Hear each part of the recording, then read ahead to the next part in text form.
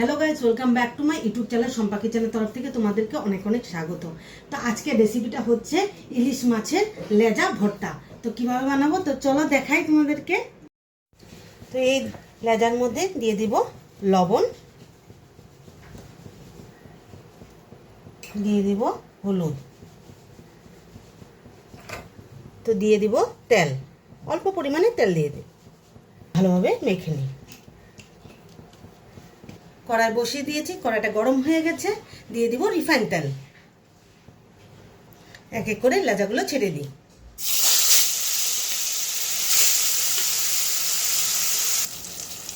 তো উল্টিয়ে দিই মাছগুলো।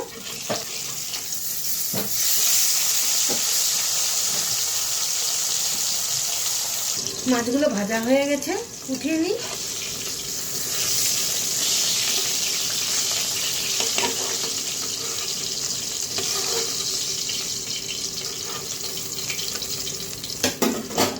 এই তেলে শুকনো লঙ্কা আমি ভেজে নেব।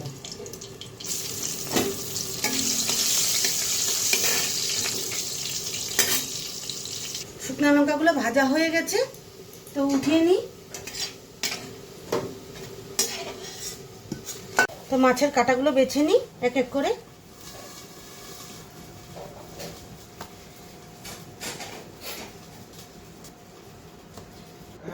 তো কাঁটা ঝরিয়ে নিয়েছি। তো শুকনো লঙ্কা তো ভাজা হয়ে গেছে, দিয়ে দিব এখানে লবণ, অল্প পরিমাণে দিয়ে দিলাম, একটু ঝালটা একটু বেশি হওয়ার জন্য। তো দিয়ে দিলাম পেঁয়াজ।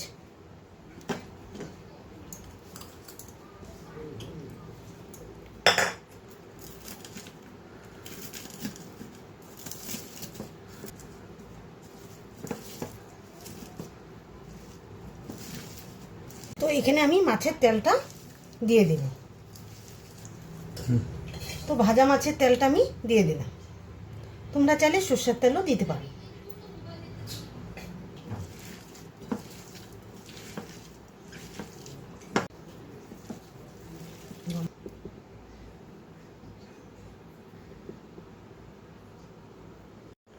ইলিশ মাছের লেজার ভর্তাটা কেমন লেগেছে অবশ্যই কমেন্টে জানাবে।